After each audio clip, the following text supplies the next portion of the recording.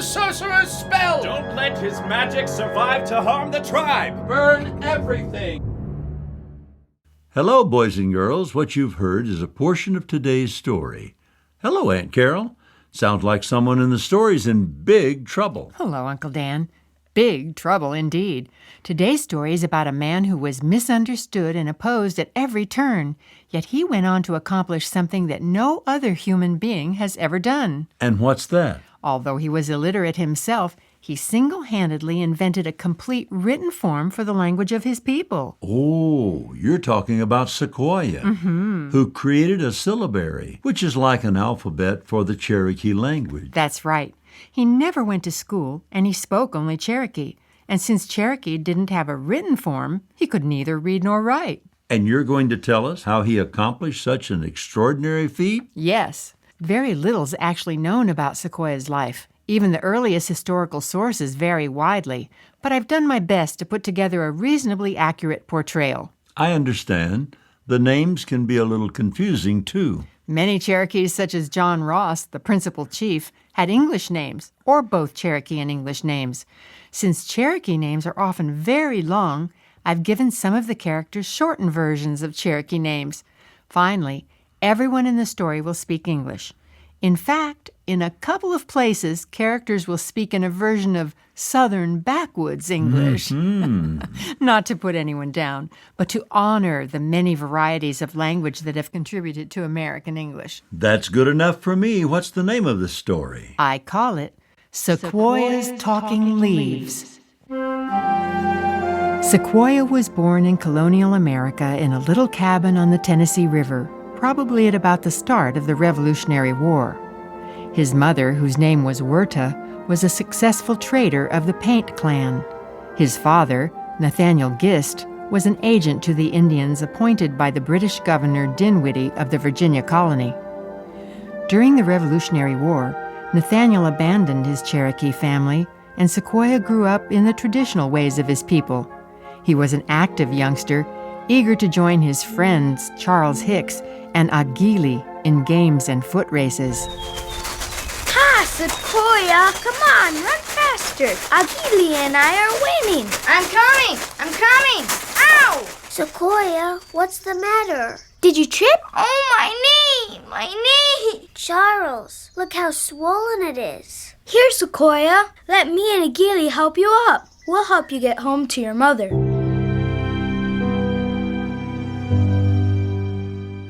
What is it, Werta? Did he get something stuck in his knee? No, there's nothing stuck in it, Charles.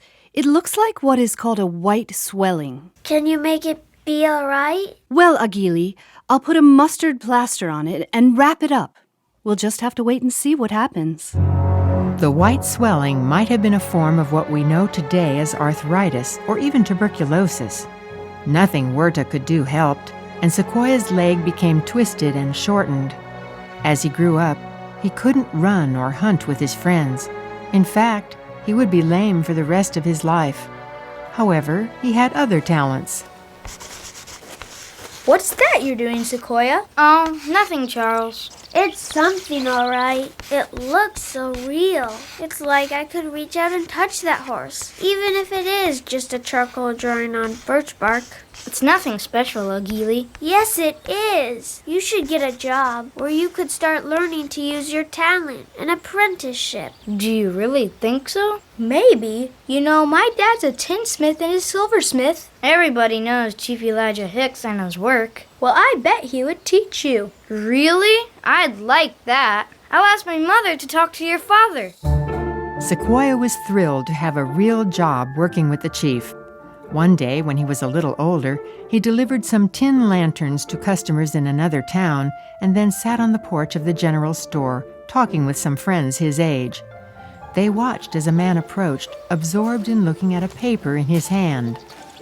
Now, let me just make sure I get everything by Mrs. Vaughn's. Says here flour, molasses, beans, coffee. Oh, and I hope they got a peppermint stick for a young'un. Can't forget that. Did you see that? Yes, Sequoia. White Eyes had one of those talking leaves in hand. I saw it too, Agili. The man looks at the leaf, and the marks on it tell him what supplies his wife needs. Yes, Chia, but I don't think he should bring talking leaves here. They're dangerous, aren't they, Sequoia? Why do you say that, Salal? I often see talking leaves when customers come to Chief Elijah's shop. Talking leaves are witchcraft. I have heard that the White Eyes can put a talk on a piece of paper and send it any distance, and the person who gets it can understand it perfectly. Isn't that a good thing? No, it's not good. It's witchcraft. It's dangerous. Then we probably shouldn't have anything to do with it. It's not dangerous. Sequoia, have you seen talking leaves bring danger to any of the people who come to Chief Elijah's shop? No, not to the White Eyes or the Cherokees. In fact, Chief Elijah can read and write himself. Of course, that's in English. Chief Elijah would not have anything to do with witchcraft. I wish there was no such thing as talking leaves. You are wrong, Chia. I have seen nothing but good come from talking leaves. In fact, someone should do that for the Cherokee. Do what? Make talking leaves in the Cherokee language. But our people can't do that, Sequoia? Isn't that right, Salal? That's right, Chia, and we shouldn't try. I have heard it said that the Great Spirit gave the gift of writing only to the White Eyes.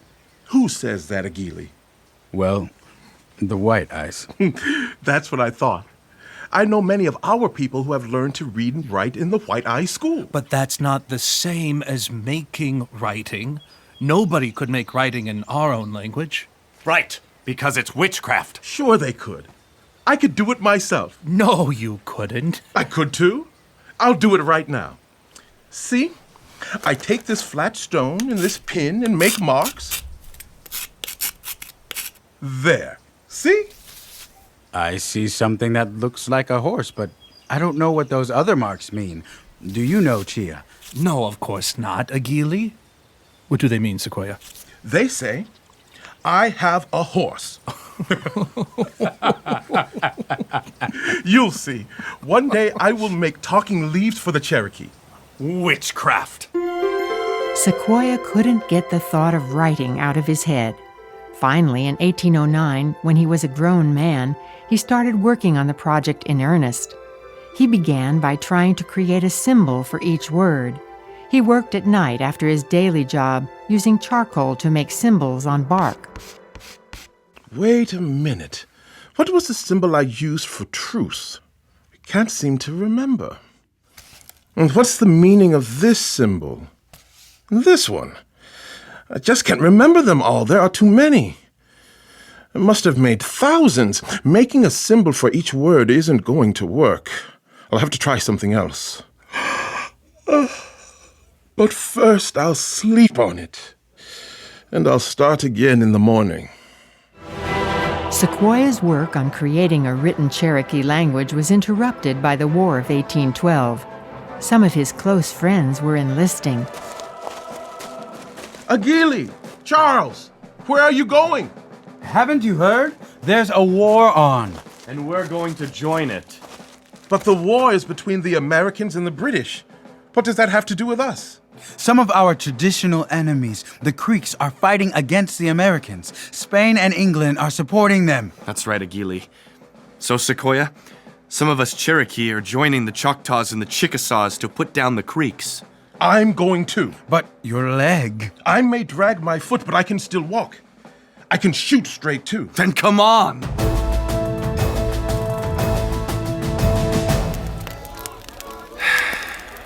What's the matter, Charles? Don't you like army camp? Yeah, are the beans burned again? As a matter of fact, they are. But that's not what I was thinking about. What then? I've been watching the White Eye soldiers. A lot of them are reading letters from home. And writing answers back, too. But we Cherokee have no written language, and only few of us have gone to the White Eye schools. So we just sit and dream. Yeah. We can't contact anyone back home. We just have to wait until the fighting is over. I bet I know who you would like to write to, Sequoia. I do too, Agili. Sequoia would like to write to Sally Binge. It's too bad nobody has invented a system of writing for the Cherokee language. Maybe not yet, but I'm working on it. When Sequoia returned home from war, he married his Sally, and they set up housekeeping on a little farm. The young bride was eager to make everything perfect for her husband. I'm going to clean this place from top to bottom. When Sequoia comes in from hoeing the corn, he's going to find the cleanest house he ever dreamed of. I'll just move this chair and... What is this pile of bark doing in the house? Sequoia must use it for whittling. Maybe I'll put it over by the fireplace.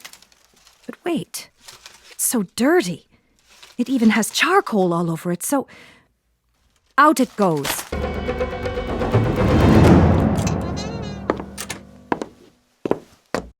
Sally, what happened to the pile of bark I had in this corner?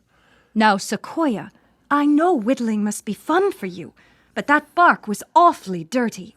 I want you to have a clean, comfortable house. Oh, my work! 6 years of my work! Your work?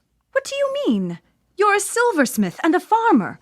There was no silver in that pile and no corn. Just dirty old bark with charcoal all over it. I've been working on a writing system for the Cherokee language, so we can have our own talking leaves like the White Eyes. Those charcoal marks were the symbols I invented for sounds. Oh, no! Oh, Sequoia, I've destroyed it all. Oh, I'm so sorry. It's not your fault, Sally. I should have told you. What are you going to do now? First of all, I'm going to build myself a separate cabin. A separate cabin? But why? Horrified that she had unknowingly destroyed 6 years of Sequoia's work, and worried that he was upset enough to leave her because of her mistake, Sally, his wife, timidly voiced her concern. Tell me, Sequoia, why are you building a separate cabin? I'm so sorry, and Don't worry, Sally. I just need a separate cabin for a workshop. Then I won't get in your way by piling up bark. Anyway, I think maybe it's time I got some paper and pens. That should make my work easier and less messy. I feel so bad about destroying your work. Is there anything I can do to help you? Yes. You can listen to people talking and help me identify separate sounds. I can do that? Yes, I'll be glad to help. Sequoia and Sally had 2 children, a son they named TC and a daughter they called Ayosha. Sequoia continued to work on his project at every opportunity. How is your work coming on the talking leaves? It's going very well. I've given up on the idea of making picture symbols. Pictures just don't cover all of the ideas. Now I'm trying to create symbols that are easy to remember. What a good idea! Charles showed me his English newspaper the other day, and I liked some of the symbols I saw there. I don't know what their sound is in English. I'll just assign Cherokee sounds to them. I'm so glad to hear that you're making progress. But I think you should be careful.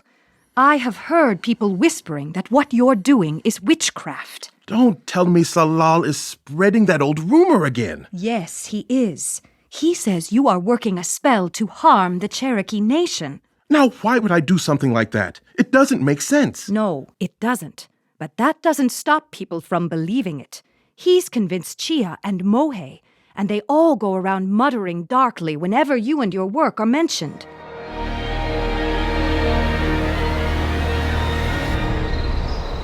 All right. Now all we have to do is get Sequoia out of his cabin. We have to stop him, and we don't want to hurt him. Are you sure you want to be so careful, Salal? Yes, he's sure, Mohei. Sequoia's our friend. We would never do anything to hurt him. That's right, Chia. We just want to save him from himself. He's been captured by this spell, and we need to release him. Well, all right then, if that's what you want. It is. Now, Mohei, you get Sequoia to come out here. While you keep him busy, Chia and I will set the cabin on fire and burn up the spell. But Salal, how will I get him out here? I don't know. Think of something. Let's go, Chia. We'll crouch on each side of the door, and when Sequoia runs out, we'll throw our torches inside.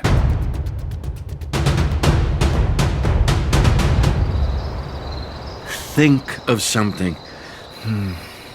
Oh, I know. Cottonmouth! Water moccasin! Help! Help! Where is it? Ah! Did it bite you? Ah! I have a big stick. I'll kill it. Hey, where are you going, Mohe? Do it, Salal. Do it now. Burn the cabin. Destroy the sorcerer's spell! Don't let his magic survive to harm the tribe. Burn everything. Wait! No! No! And so, unfortunately, for the second time, Sequoia's work was completely destroyed. Sally, I don't see how I can stay here any longer. Salal and his friends are determined to keep me from my work. I can't keep an eye on them and invent a writing system at the same time. What can we do? Chief John Jolly is planning to lead a group of immigrants to Arkansas in the next few months. I think we'll have to go with him. All right, if you think we should. How will we travel? Ox cart? Mule wagon? Flatboats. We'll go down the Tennessee River, then the Ohio and Mississippi, and then up the Arkansas River to the settlement. About 1,000 people have already relocated there. All right.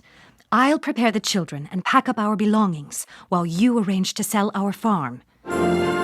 Early in 1819, the family boarded one of 19 flatboats making the trip to begin the long river voyage to Arkansas. As they floated down the river, Sequoia continued his work. Since his materials had burned up in the cabin, he was back to scratching with charcoal or a knife on bark, wood, even stones. As promised, Sally helped him. And the last part of my Cherokee name, Utili, is the same sound as the last part of Agili. That's right. Let me see. I think this symbol will do for the sound of Lee. Daddy, you working? Yes, Iosha. I'm writing down the sounds in words, and Mommy is helping. Will you make words for my name? Oh, yes, for everything, including names. For Daddy and Mommy, too? I think I'll have to make some very special symbols for all our names. As time went on, Sally became occupied with setting up their new home in Arkansas, and she lost interest in helping Sequoia.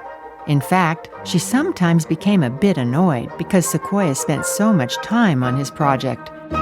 Sequoia, can't you leave your scratching for a little while? But Sally, I'm so close to the end. I think I've created a symbol for almost every syllable in our language. I'm sure there are just a few more to go.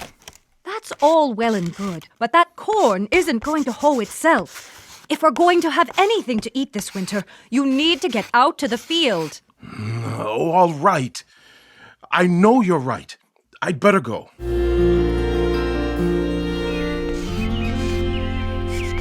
Daddy. I'm right here, Iosha. Oh, I thought you were in the corn. Mama said. Yes, I know. I was hoeing the corn, but I thought of a new symbol and I had to get it down before I forgot it. See? I scratched it with my knife on this piece of old wood. Oh, Daddy, that is so pretty. More than that, I think it will prove very useful. Would you like to learn some symbols? Oh, yes, Daddy. What does this one mean? That one stands for the sound of T, like in the first part of your brother's name. And this one right next to it. Is that C? Very good. So can you figure out what that word says? It's TC. It's my brother's name. That's right. Now my name, Daddy. Show me my name. Iosha remained interested and eager. As time went by, Sequoia had completed his 12-year project and had taught Iosha to read and write with the 86 symbols that made up his syllabary. Sally, I'm going to make a trip back to New Echota to show my syllabary to all our people back there in the East. Do you think they'll accept it? With Salal and his buddies ready to discredit you? I have to make them accept it. I've taught several of the people here to read and write in Cherokee, and they're sending letters back to family members in the East. Surely that will convince them. I hope so. Maybe then you'll get back to farming so we can eat well again. I think I'll take Iosha with me. We can show them how easy it is to learn. Sometime later, when Sequoia was able to meet with his friends, Listen to this, Agili. It's a letter to you from your son. So, dear father, I just wanted you to know that we are doing well on our new farmland. I hope to come see you next spring. Your loving son, Falling Tree. You see? Now, no matter how far apart families might be, they can keep in touch.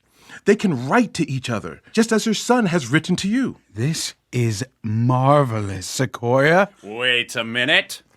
It still sounds like witchcraft to me. It's not witchcraft, Salal. Well, how do we know Falling Tree actually said those things?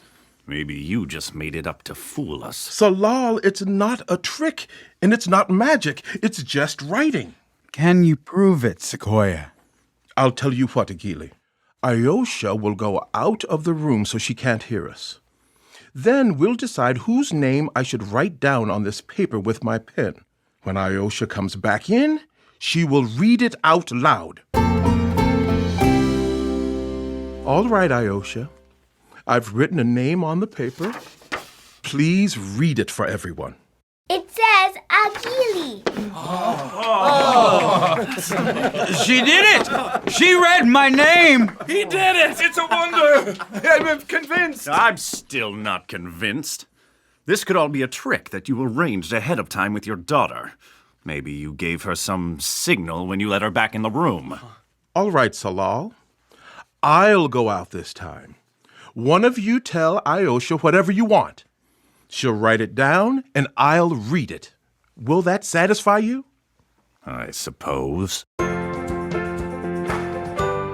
Here is the paper with the marks Ayosha made.